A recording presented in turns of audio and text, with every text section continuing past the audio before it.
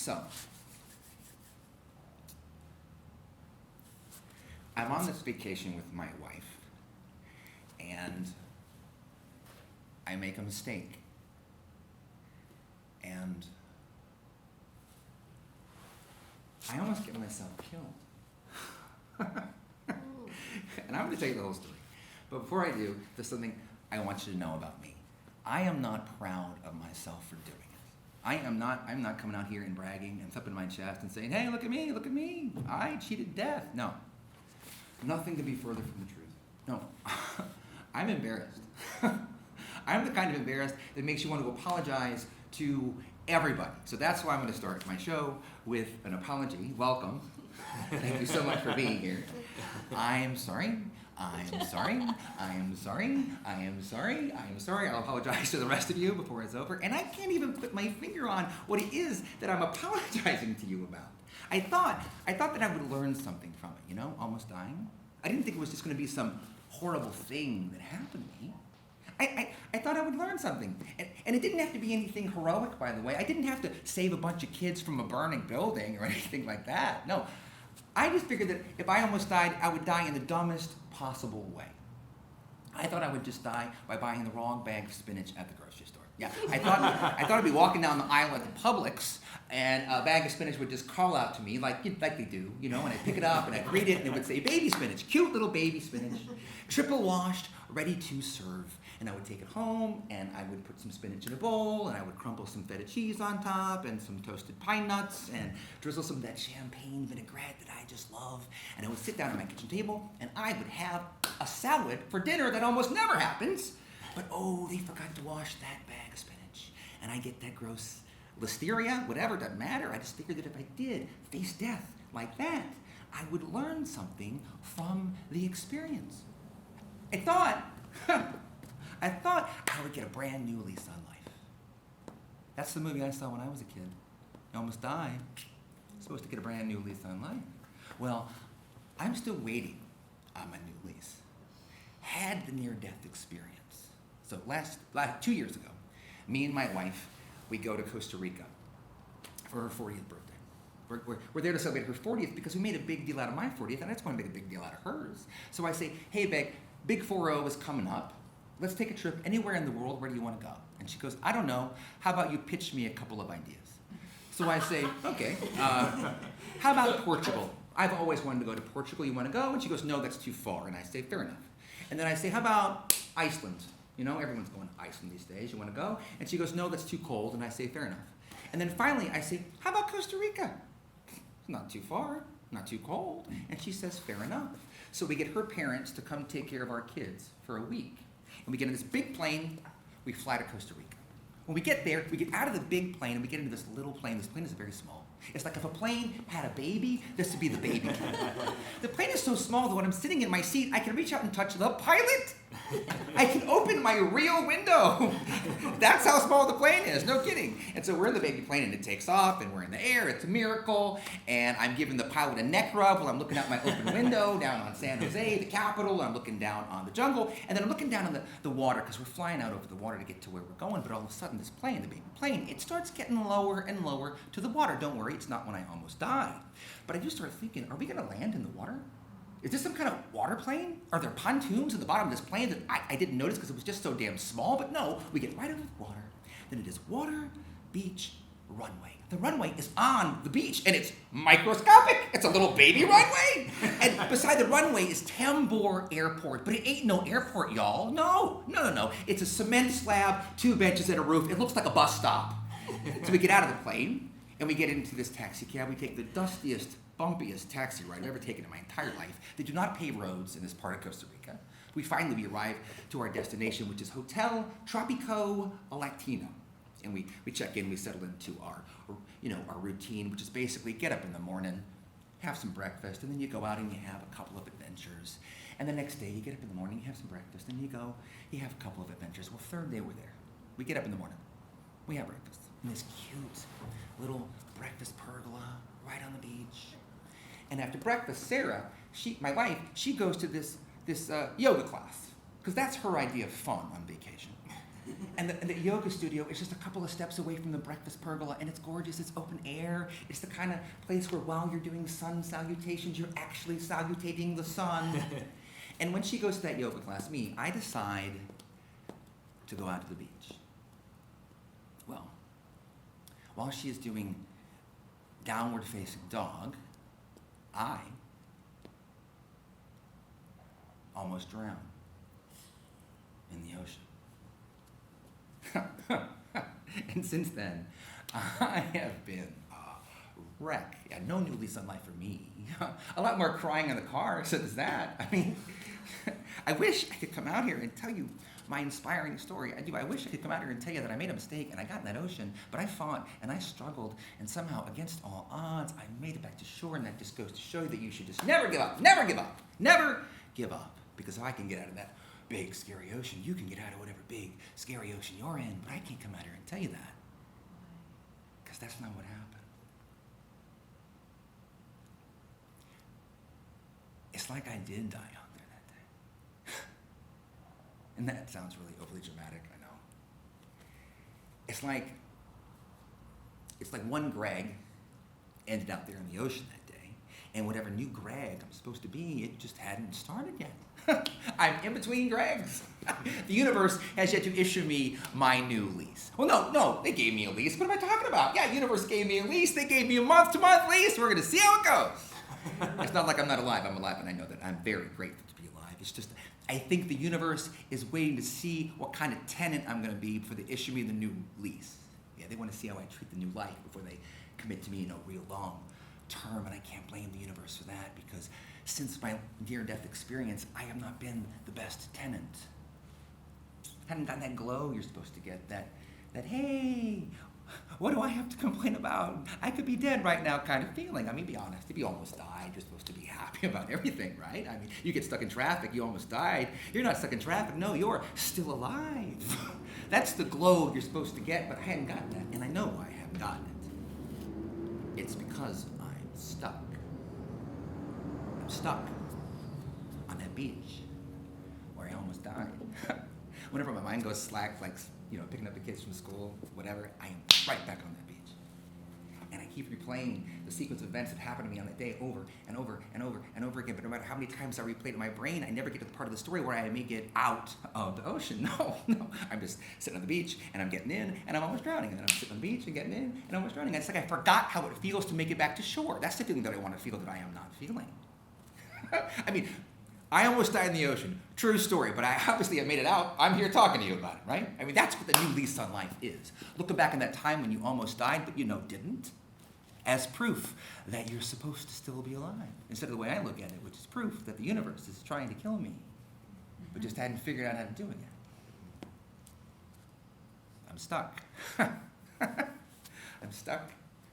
I'm stuck in this loop. I'm stuck on that beach. This beach right here.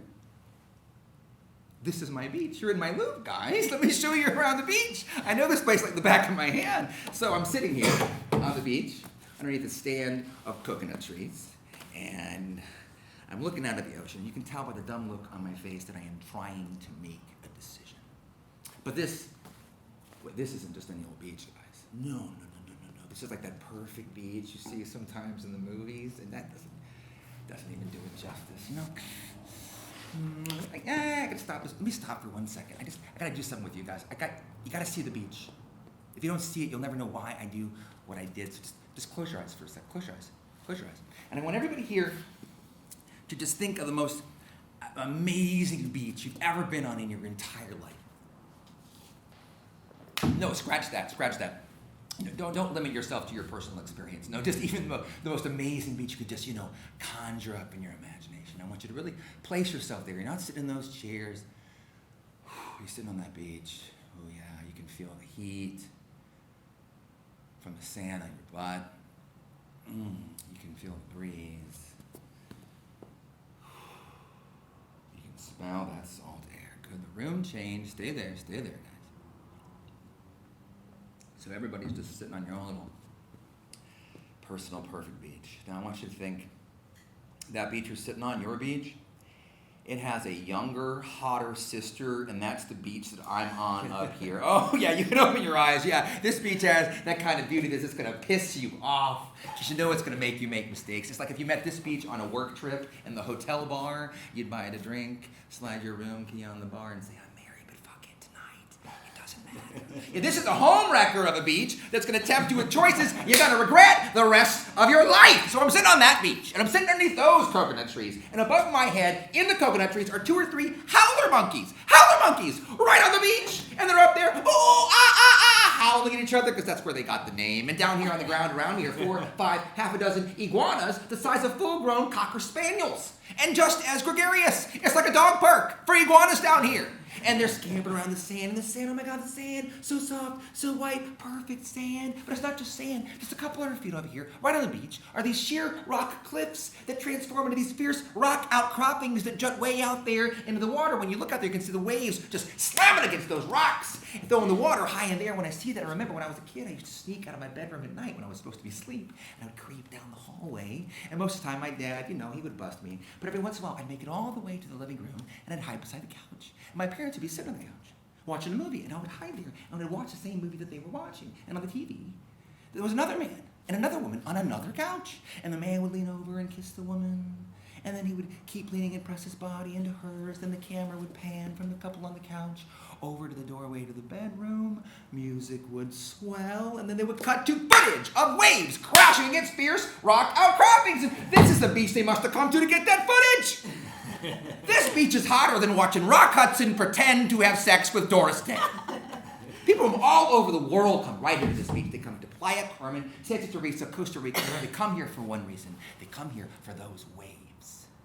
And when you look at them from way underneath the coconut trees, they look like just ripples. But they are not just ripples, no. They are the biggest waves I have ever seen in my real life or in my just conjured up in my imagination life. I never even imagined waves could get this big. They are monsters. There's some kind of prehistoric creature, I don't know, the Kraken itself is offshore out there somewhere, and every 14 seconds it arches its back, and one of those monsters comes rolling into shore, because I have found myself in the middle of a monster swell, part storm swell, part moon swell, part surfer mumbo jumbo that I do not understand swell. But every 14 seconds, high tide, low tide, day or night, 24 hours a day, does not matter. Every 14 seconds, one of those monsters comes rolling into shore, and all you can hear is the sound of water crashing against water. It's louder than you can believe. The sound, it fills the beach. But it's not just the waves. No. All of my senses are being tempted by the beauty of this beach. The crashing of the waves, the howling of the monkeys, the iguanas walking up way closer to me than I ever thought would actually occur in nature. But I'm resisting all of this temptation until I see them on the horizon. They look just like little brown flecks out there on the edge of the world, but they're human beings perched on their surfboards. And every once in a while, one of those little brown flecks catches the back of one of those monsters, and they ride it all the way to shore. Because that's the decision I'm trying to make underneath the coconut trees. I'm trying to decide if I'm going to get out there in those monster-sized waves.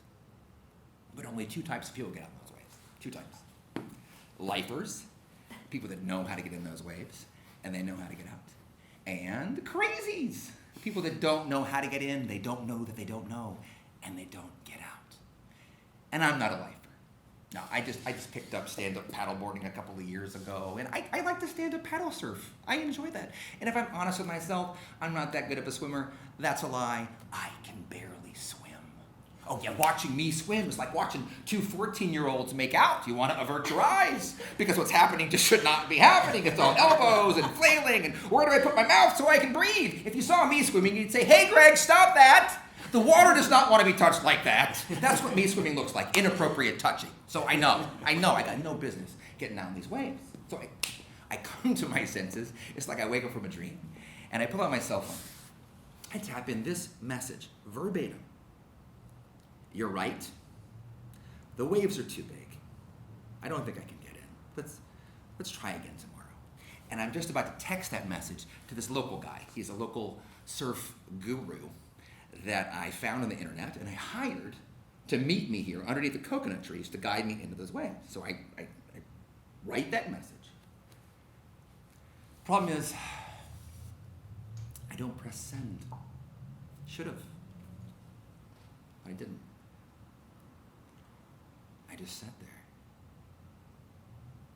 watching the waves.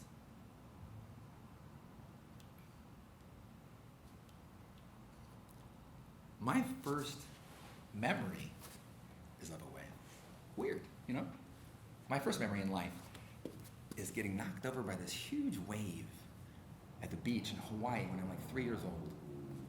All my first memories are from Hawaii because my dad was in the Navy, so I lived there till I was 6. Stuff like monarch butterflies and being the only white kid in my kindergarten class and getting knocked over by this huge wave at the beach. And by huge, I mean like 3 feet tall. And there was this book that I loved when I lived in Hawaii. And I would sit in my room and I'd read it over and over again. And by read it, I mean I would just look at the pages and the pictures because I couldn't read yet. And it's about these 5 brothers who all looked exactly alike. And each of the brothers had a special power. And some of the special powers were real normal. Like one of the brothers is like super strong. That's normal. But some of the special powers were really unique. Like one of the brothers, he has an iron neck because they try to cut off his head in the book, but they can't because he's got an iron neck. And the first of the brothers, that's what they called him, the first brother, his special power was that he could swallow the sea. And that just got me, And there's a picture of him doing it in the book. His cheeks are all swollen with the sea because he's holding it in his mouth and these drips of water are spraying out. And I'm sitting there underneath the coconut trees watching the waves, and that picture from that book, it comes to me clear as a bell. It's like he's sitting beside me holding the sea in his mouth. In the story, in the book, every morning the first brother would go to the market he'd go to the beach to go fishing. And by fishing, I mean he would take the sea into his mouth and gather up some fish and then spit the sea back out. That is cheating. That's not fishing. But they called it fishing. And then he would take his fish to the market where he always got a great price, One day, first brother's leaving the market, and this little boy walks up to him and he goes, "Can I go fishing with you?" And the first brother, he says, "No, I'm sorry, nobody can come fishing with me." But the little boy, he begged, and I always imagined that I was that little boy. And let's be honest, I was adorable. And so the first brother, he caves in and goes, "Fine, you can come fishing with me." Next morning, crack of dawn, they meet at the beach. Before they start, first brother says, "I got one condition, little boy. You can come fishing with me, but you have to do what I say. The moment I tell you to do it, you have to obey me promptly." And the little boy, he says, Yes, I promise. And then the first brother, he opens his mouth and he swallows the sea. And that little boy, he runs out in the dry seabed to all the wonders that are usually hidden. He runs up to the elaborate rock formation and the intricate shell and the fish. Oh my God, the fish. He stuffs so many fish in his pockets. From shore, you can see his pants wiggling. First brother, he's seen all this before. He stays close to shore, he gathers up some fish, but soon he begins to grow tired. I mean, he's holding the entire sea in his mouth after all. And he waves at the little boy to come back. Little boy, he stops, he sees this. He does not come back. He promised, but he does not. This is exactly what the first brother was worried about. So he waves for the little boy to come back again. The little boy stops, he sees this. He does not come back. He's too enamored of the wonders of the sea to heed the call. First brother starts to wait frantically over his head. He doesn't know how long he can hold the sea in his mouth. He's never held the sea in his mouth this long. Little boy stops. He drops the shell he's playing with. He looks back at the first brother, and you can tell by the look on his face, he is trying to make a decision. And then that little boy, he turns, and he runs as fast as he can, farther and farther away from shore. I used to scream at the pages for that little boy to come back. And then I would slam the book, and I'd read it again, and I would scream at the pages each time, hoping for some different outcome, but that's not how stories work. First brother held the sea in his mouth for as long as he could. He held the sea in his mouth until he felt his body start to burst, and then he opened his mouth, and the sea went back to where it came from, covering up all of his wonders, and the little boy, he just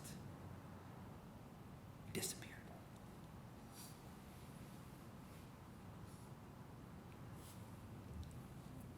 The house that I lived in when I read that book in Hawaii, it's still there. I know because I Googled it. Actually, I Googled my old elementary school because I remember the name, right? So I go to Google Maps and I put in the name of my old elementary school and it comes up and I zoom in as close as I can. And I'm looking down on this rectangular building, but I don't recognize it because I never looked down on the building that was my elementary school. And then I grab the little yellow guy like you can do on Google Maps and I put him on the street and it comes up and I do recognize it. And I just lived up the street from that school, so I had the little yellow guy walk up the street like you could do on Google Maps. You go click, and he goes to link, click, to link, click, to link, and I turn to the right, and goosh, there's my old house. They hadn't even changed the color of the siding since 1974. And when I see that pale blue and that carport where I got the scar right here, all these memories come flooding back. Across the street from that old house were these odd, crumbly dirt hills. And me and my brother used to go play on those hills. We used to take cardboard boxes over there and slide down those hills the way you would sled down hills in the snow. And one day we're over there playing on the crumbly dirt hills on the cardboard boxes, and we are briefly kidnapped. So we're going up and down the hills on our cardboard boxes, and way down from us are these two older boys. And we go up and down, they get closer and closer. Up and down, closer and closer. Up and down, closer and closer. One of them, the big one, he pulls a big dull knife out of his pants, puts it in my face, and said, "We're kidnapping you. You are kidnapped." You see, I didn't know exactly what the word kidnap meant. I mean, I'm picking up from some social cues what's going on. But I think because I'm having so much fun on the crumbly dirt hills, I think it's just part of the fun. It's part of the game. So I start to play the game of kidnapped with these older boys. I'm like, okay, well, this is obviously like, a good guy, bad guy game. I don't want to be one of the good guys. I want to be one of the bad guys. I leave my brother's side. I walk over to the big boys, make a threatening gesture towards my brother, and I reach for the big dull knife. Bang, bang, on the ground. Out comes the knife. We're kidnapping you. You are kidnapped. I'm like, okay, all right, I get it. That's not how you play kidnapped. Okay. I was like, okay, this is a hostage game. I know what I'll do. I'll try to escape. I get up. I don't get 2 steps away. He grabs me by the arm, almost pulls it out of his socket, throws me on the ground. Out comes the knife. We're kidnapping you. You are kidnapped. I'm really screwing up the game of kidnapped. I even pretended that I was the police and tried to arrest the older boys. Nobody's buying it. But don't worry, because their idea of playing kidnapped was marching us up and down the crumbly dirt hills at knife point. Boring. And they got bored pretty quick. So they park us by this boulder near a cliff, and they say, "You stay right here." And they kind of wandered off, and my older brother thinks they got far enough for us to make a break for it. He grabs my hand and says, "Run like hell!" And we take off down the crumbly dirt hills, and we're running. I can feel the dirt crushing beneath my feet, and they're behind us going, "Come back here! You are kidnapped!" And I remember feeling, as I'm running away, kind of disappointed, because the game was over. We lived on the island of Oahu, way up in the hills overlooking Pearl Harbor. You could see Pearl Harbor through our kitchen window on a clear day. And our house was on Auhuhu Street. My mom taught us how to say the name by pinching us, ow, and saying, "What sound does owl make? Hoo, hoo." And my dad took all these 16mm films of us when we lived there. So that's how it lives in my brain, jerky, Technicolor home movies with no sound. And then there was the time my dad took the whole family to a nudist beach. This is 1973, 74, and Hawaii back then was like a really nice third world country.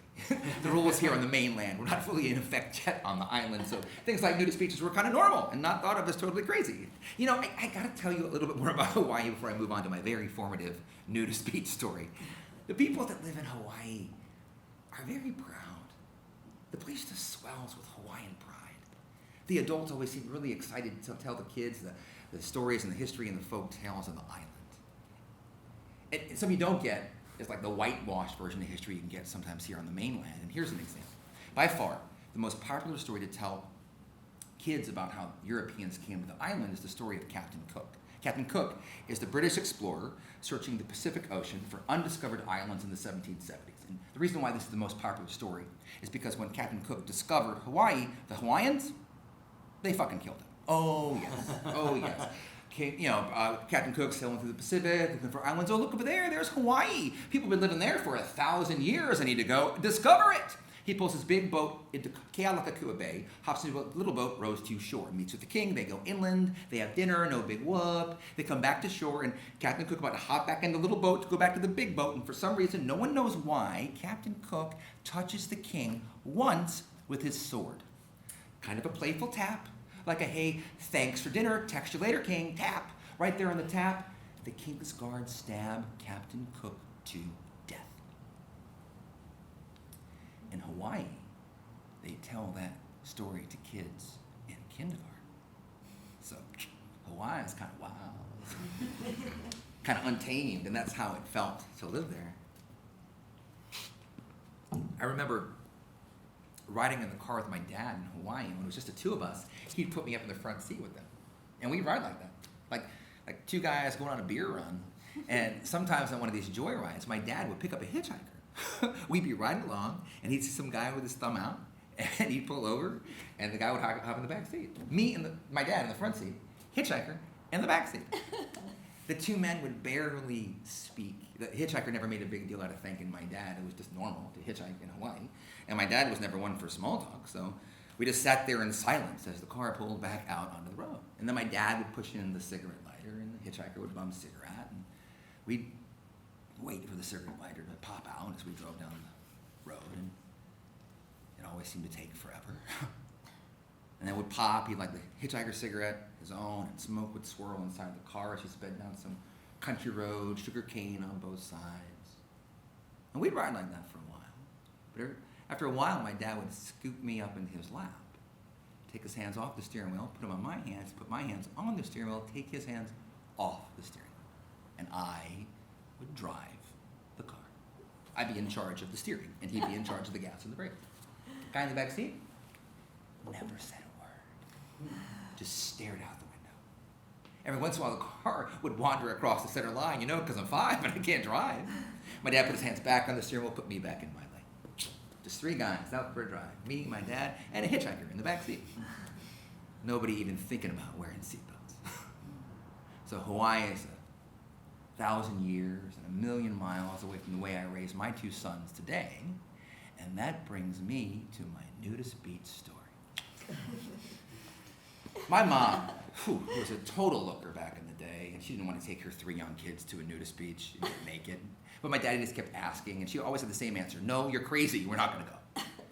But then he got word of his transfer. We were going to be leaving Pearl Harbor, and so he gave it one last try. He said, come on, hon, as a going away present, let's go to the nudist beach. And she caved in. So they packed the whole family into the Pontiac Catalina, and we head to the other side of the island. When we get there, I'm sitting in the back seat, and I don't want to take off my clothes. And my mom, she's in the front seat, she doesn't want to take off her clothes. My dad, brother, and sister are already out of the car, buck naked, about to hike down to the beach. I don't want to go. I want to go play on the beach. I don't want to take off my clothes. My dad, he sticks his head in my window and he goes, son, those are the rules. It's a nudist beach, and if you want to go, you got to get nude. And that simple logic just worked on me. But my mom, she was a different story. My mom does not like being the center of attention. It embarrasses her. And when she gets embarrassed, she can just kind of shut down, And so even though she agreed to do this, now that she was here, her body was just refusing to get out of the car. So she decided to keep her bikini on. But then she sees this whole family, mom, dad, kid, walking past the car, all of them naked. And she realizes in this total bizarro situation, the only way to blend in is to take off all your clothes. I wanted to play and she wanted to blend in. So against our better judgment, we both stripped and got out of the car. Now, I don't have a lot of memory when I get down to the actual beach. So I had to piece it together with dim images from my subconscious. I remember there was this kind of odd shack right on the beach, kind of up on stilts, and there was a rickety staircase on the side, and me and my brother, we climbed the staircase, and we look inside the shack, and there's a rectangular room full of cots. There are all these adults lying naked on the cots, and my brother, he wants to go in the room, and I don't know what happens next. Beside the rickety shack, right on the beach, is this stage that has been set up, and on the stage is a rock band playing. Imagine, if you will, a naked Steppenwolf cover band, just tearing through their version of Born to be Wild. And in front of the stage are all these tables that have been set up, and the tables on them have all these jars filled with paint and paintbrushes available for all. And there are dozens of people gyrating around the tables, mostly adults, painting their naked bodies. And this is the moment I decided to stop feeling self-conscious about me and myself. I mean, they looked like they were having the time of their lives. So I walked down the stairs, I walked up to a table, I grabbed a brush, and I just went to town. Oh, I am painting my naked body. My 3-year-old sister is dancing beside this adult with a mustache. I don't know where my brother is at all. My mom is, I shit you not, getting asked repeatedly by this weird guy with the camera if he can take her picture. That is a nightmare for my mom. I have no memory of my father on the beach whatsoever, but I'm sure he is sitting there taking all this in, thinking, yeah, this is pretty much what I expected. I remember taking great pains to paint my penis purple. And walking full of pride, over to my mom to show her my still wet purple penis. And then my mom, she freaked on me. Oh yeah, between the naked band playing and her daughter dancing next to the guy with the mustache and the weird guy with the camera, she'd been pushed right up to her breaking point. And then I walk over to her and go, "Hey Mom, look what I did." And I start wagging my 6-year-old purple penis around. Oh, she freaked on me. She jumps up and grabs me by the arm, the soft part right there with her fingernails. She's saying, "You are being so inappropriate for this situation." But let's just recap the situation. Everyone on this beach is naked. There's literally a shack to go fuck in right on the beach. And I'm out of line for wagging my 6-year-old purple penis around.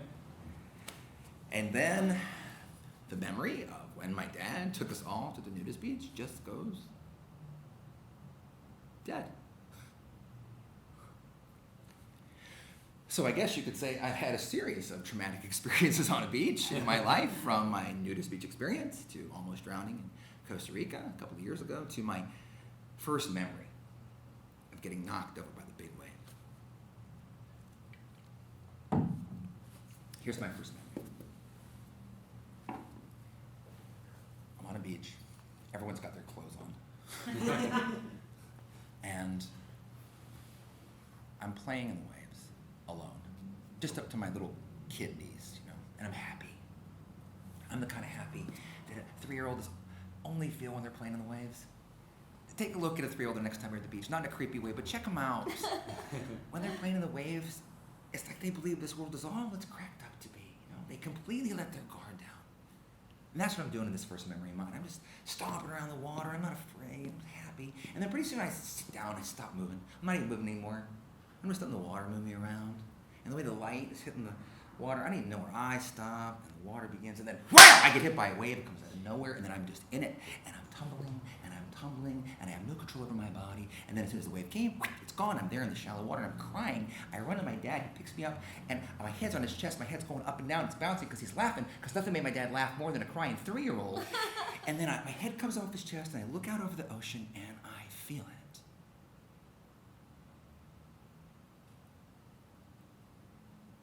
Fear.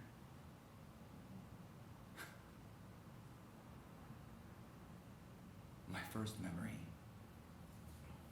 is fear of the ocean.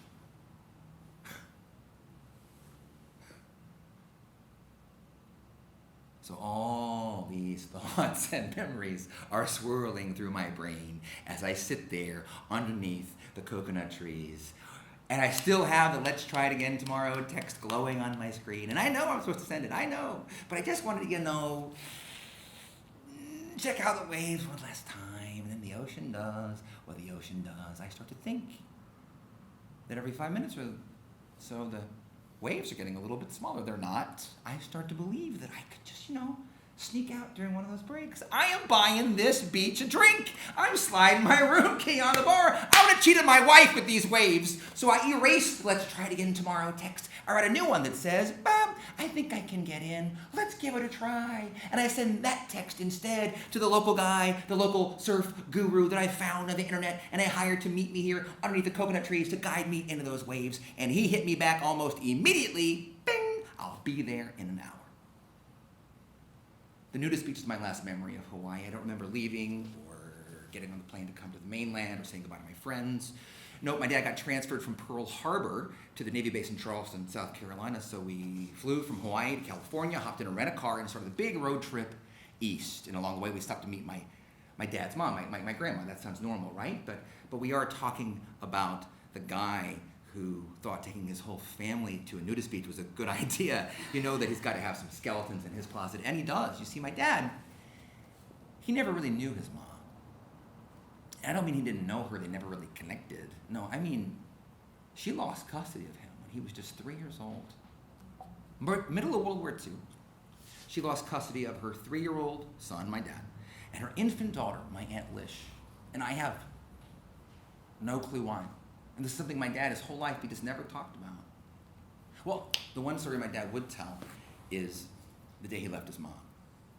On that day, they put him on a train with his sister and this adult whom he did not know. You see, my grandfather, his dad, was in the Navy during the war. But then he finds out something horrible is happening with his kids. So he comes back from the Navy. He comes back from the war. He takes his wife to court, wins custody of his kids. But then he's got to go back to the Navy. He's got to go back to the war. So he sends his kids to go live with his brother's wife with their Aunt Rose. He gives my dad a bag of candy for the trip. And then he goes back to the war. He says one thing to my father. He says, don't let anybody hurt your little sister, no matter what. My dad rode that train for 3 days from Reno, Nevada to Providence, Rhode Island. When they get to Providence, Aunt Rose picks him up at the train station, takes him home. The infant girl is filthy from the trip, and they go to give her a bath. But my dad, he gets upset. And they try to calm him down. But he knew what he was told. Don't let anybody hurt little sister, no matter what. He was surrounded by adults, uncles and aunts he never met before, and they couldn't get the 3-year-old version of my dad to calm down. So they did what any group of rational adults would do with an upset 3-year-old boy who just lost his mom. They locked him in a closet until he calmed down. And so, here I am in Nevada, about to meet my dad's mom. This is a big deal. Lost son brings his 3 kids to meet his mom for the first time. Well, I wish I could tell you the heartwarming story of a mother and child's reunion, but I can't. Less than 1 day into this visit, my dad had enough. Because every time this woman, who was his mom, got within 5 feet of him, she was throwing her arms around him and hugging him and kissing him and telling him how much she loved him. Well, that's just not how my dad worked. They locked my dad in that closet to calm down. Guess what? He stayed calmed down. Middle of dinner, hadn't even been there a whole day yet. My dad just blurts out, in the morning, I'm getting up, going to Reno to play some blackjack. Just blurts it out. My mom, his mom, sit there in stunned silence. He is bailing on the family reunion. But you see, I didn't exactly know what the words blackjack meant. So I blurted out, I want to go play Reno blackjack. Next day, crack of dawn, me and my dad, we hop in the car, head to Reno. I have the slightest memory of me and my dad riding through the desert, both of us sitting in the front seat. The whole time, I think he's going to scoop me up in his lap, let me drive the car, but we're not in Hawaii anymore. And it didn't happen. What I do remember clearly is sitting in a bar, middle of the day, just me and my dad sitting side by side, right there in the corner spot, like 2 old drinking buddies. My dad sat beside me, stacking and restacking a little pile of silver dollars. It's all the money he has left. He was never very good at blackjack. And me, I'm trying to drink my Shirley Temple like a big boy. But then I hand my drink to my dad, and he takes it, he says something I never forgot. Pulls my drink out to the bartender, he goes, hey, can the kid get a little more Shirley in his temple? Bartender spins around, looks at my dad, full Navy uniform, sitting next to his 6-year-old son, middle of the day. And as he squirts a little bit more 7-Up into my grenadine, you can tell by that look in that bartender's eyes, he's seen this kind of thing before. And then, the memory of when my dad took me to play Reno blackjack just goes dead.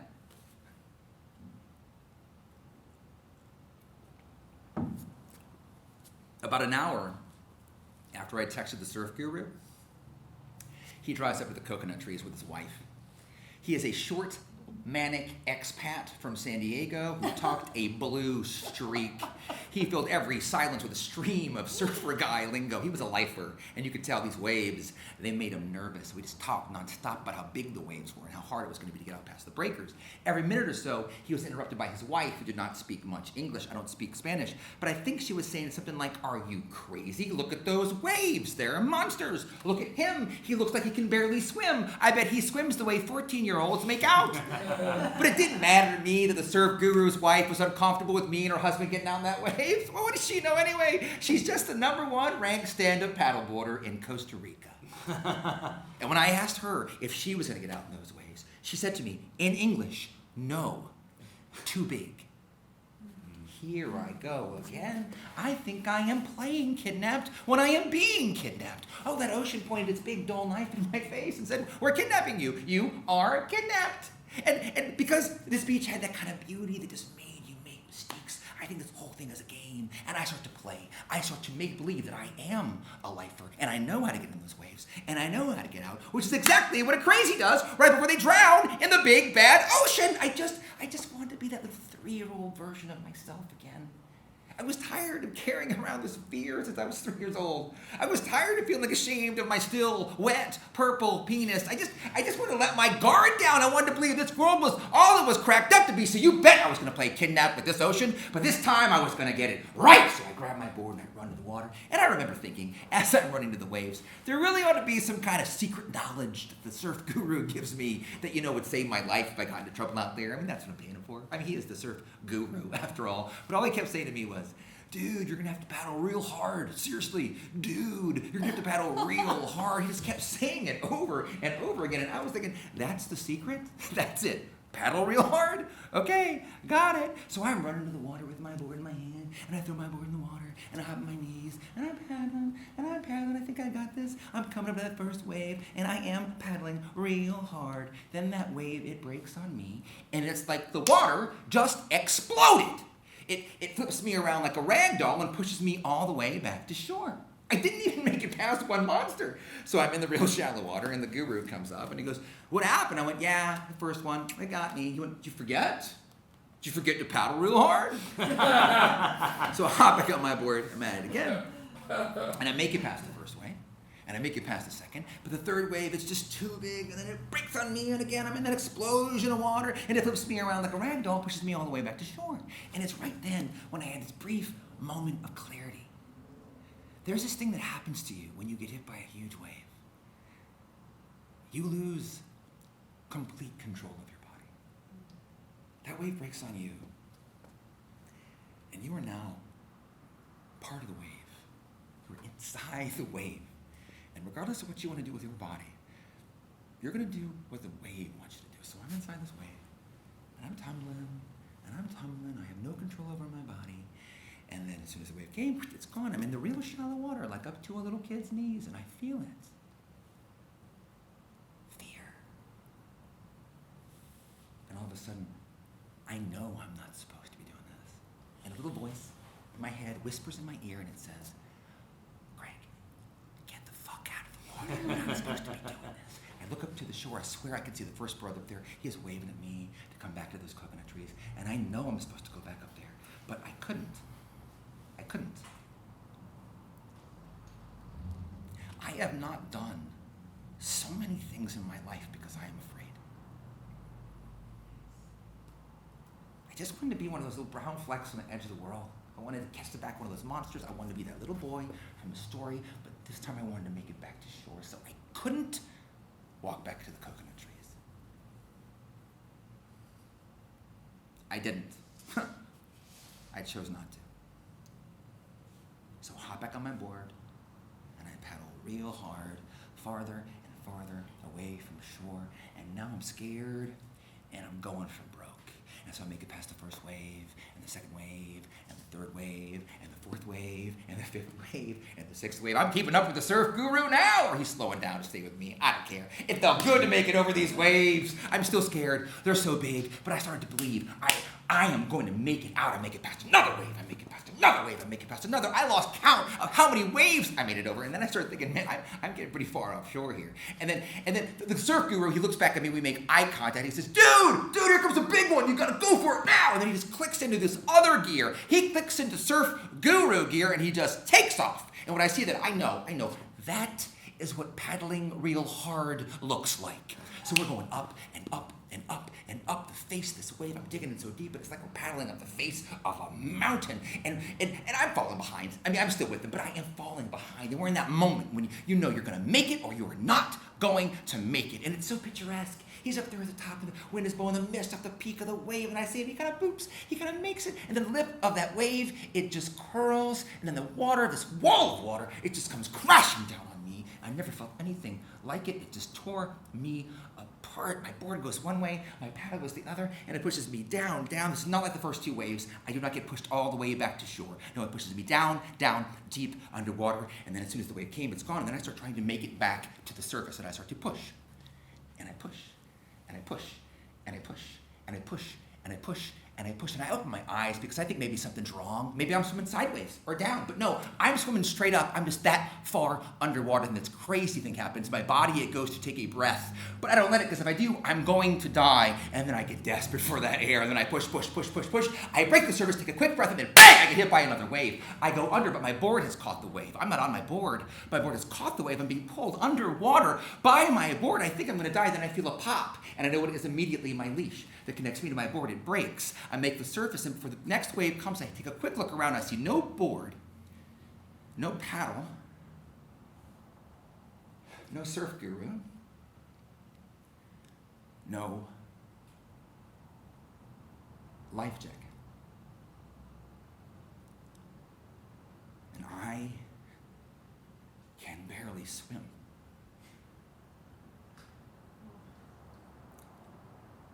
It only takes 30 seconds to drown in the ocean if you panic.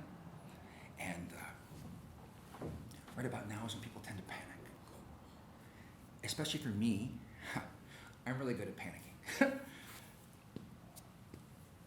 Because I've got panic disorder. They have a name for me. I've got it, my whole life, since I was a kid, I have panic disorder. And the funny thing about my panic disorder is that it presents itself as this ever-present fear of death. It doesn't matter how safe the situation might be. I have a constant anti-fantasy going on in my brain, some horrible thing happening, resulting in my painful death. Even right now, as I tell you this story, I can see it in my brain, like a giant raging bull busting through this wall right here, coming out here and goring me to death. I mean, I know, my rational mind knows there's not a bull behind that wall right there, coming out here for a perfect moment to kill me. But my irrational mind is thinking, yeah, it could happen. That's my normal. So you see, I have spent my entire life preparing for the horrible thing. I have envisioned my death so many times, and now here I am facing it. So instead of panicking, instead of flailing for 30 seconds and sinking like a stone, I see no board, no paddle, no guru, no life jacket? Really? Can you believe that? No fucking life jacket? And my first thought was, I knew this was going to happen. I knew it! I knew that one day I'd do something so stupid that I would kill me. I'm there floating in the water, and I'm thinking, this is what I was training for. Oh, yeah, you see, panic is the fear that something horrible is going to happen. Guess what? Horrible thing happened. I got out here. I got separated. My leash broke. No need to fear the horrible thing. It's here. I made it happen. I am the horrible thing. And I can't explain it to you, but in that moment, I felt vindicated. I hadn't wasted my life with all those panic attacks. No. All those panic attacks, they taught me how to not panic when I'm afraid. I'm there floating in the water. I'm thinking I'm going to die, and I'm trying not to freak out. And then I think, wait a minute, this is my jam. Thinking I'm going to die, almost freaking out, but keeping my shit together, that's my special power. I cannot swallow the sea, but I can think I'm going to die and not freak out, because that is my every day. So I did not panic. I was incredibly calm and focused. And that feeling of vindication lasted about 3 seconds. And then, bang! I get hit by another wave. Pushes me down, flips me around. Then I'm back up. I'm clear as a bell. And I know I got 14 seconds to work with.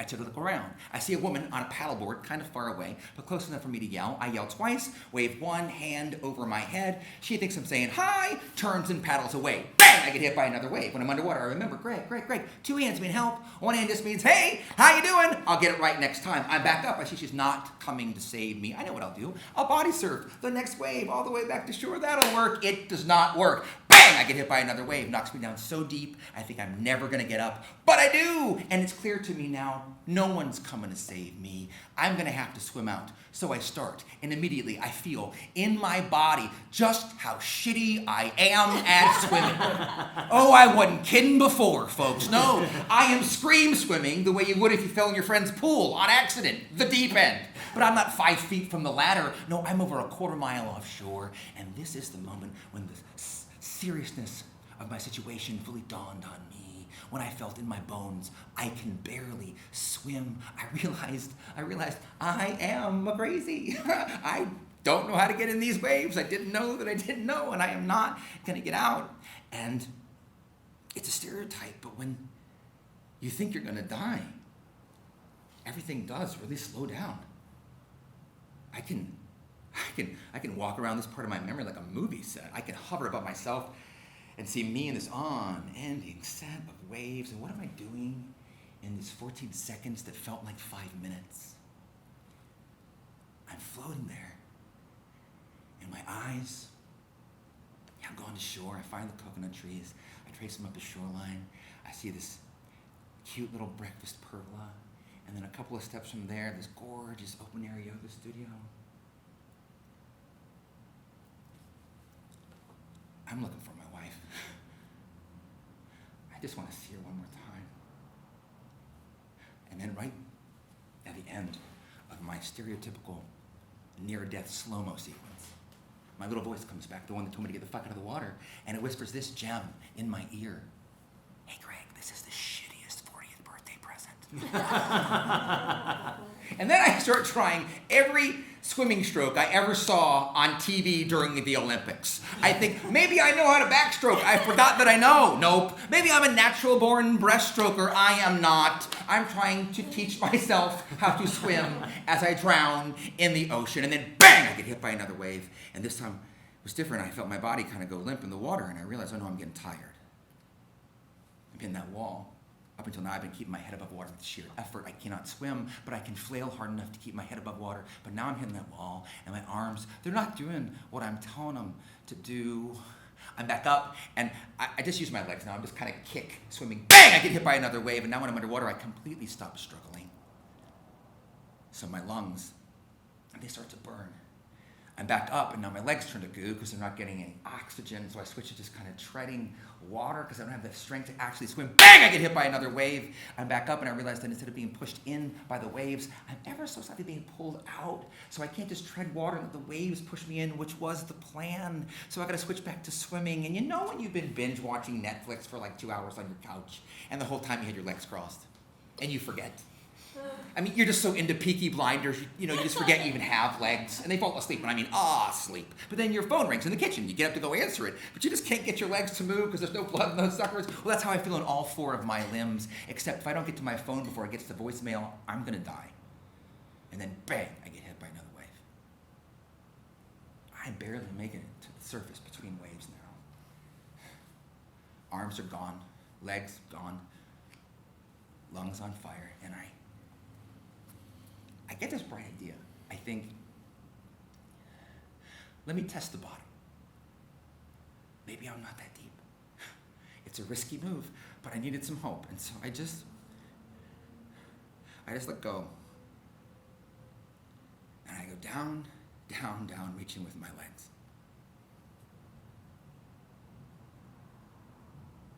Nothing. I'm still in way over my head.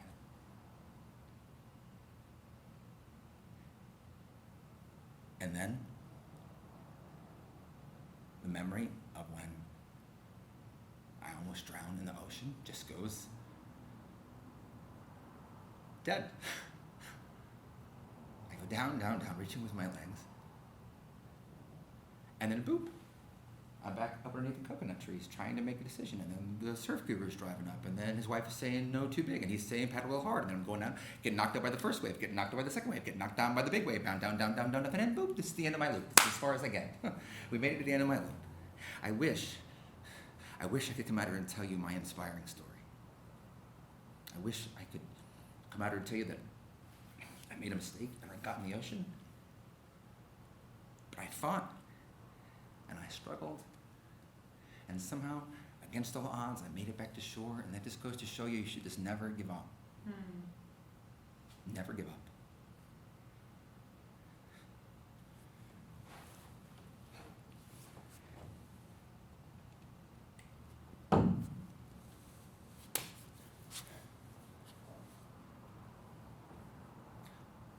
So I'm on this vacation with my wife, and I make a mistake. And I almost get myself killed. I'm going to tell you the whole story. But before I do, there's something I want you to know. I'm not proud of myself for doing it. I'm not coming out here telling you I cheated death. No, I'm embarrassed. I'm the kind of embarrassed that makes you want to apologize to everyone. So that's how I'll start, with an apology. Thank you for coming. I'm sorry. I'm sorry. I'm sorry. I'm sorry because I did give up. That's what I did.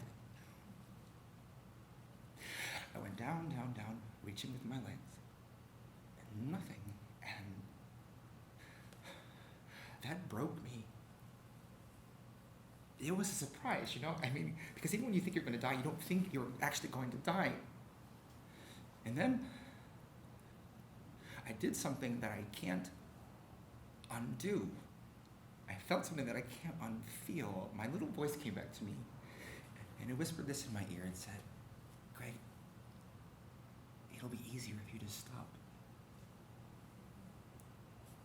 And I don't want you to think I did not fight. I did. I fought with everything that I had, but my arms are gone now, and my legs are gone. I can still feel it sometimes. I can still feel this feeling in my arms that they're not going to work, like the same way I felt then. And my lungs, they're burning, and my little voice is whispering in my ear so sweetly, it'll be easier if you stop.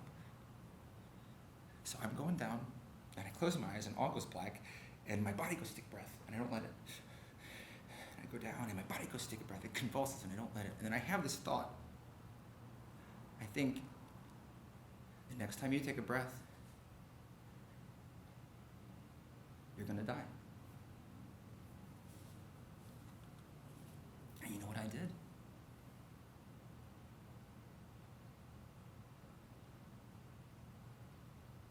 Nothing. I just gave up.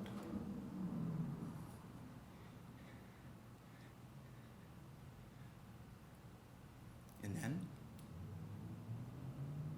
my feet touched the ground. Right after I gave up on everything, my feet touched the ground. And I push off and I shoot straight up. And I break the surface, take a huge breath. And I know this is the part of the story where I'm supposed to hulk out, and like swim all the way back to shore with all my strength. But that's just not how stories work. I didn't have anything left. I already fought for my life and lost. So I'm just floating there. I'm not even moving anymore.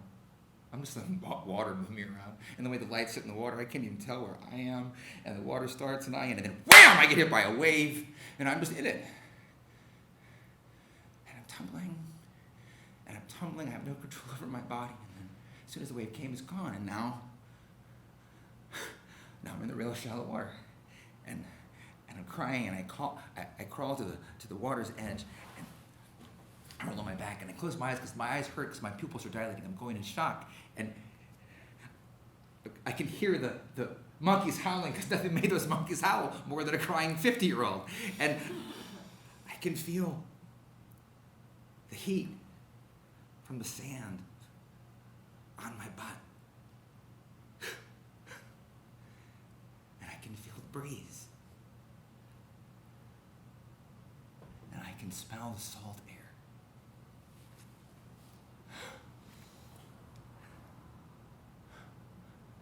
Because I made it back.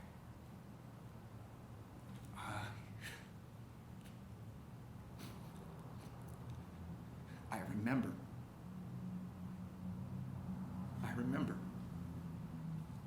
I made it back.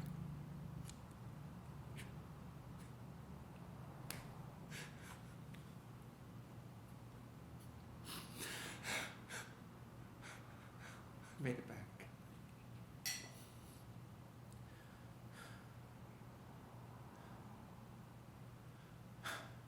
Thanks. We're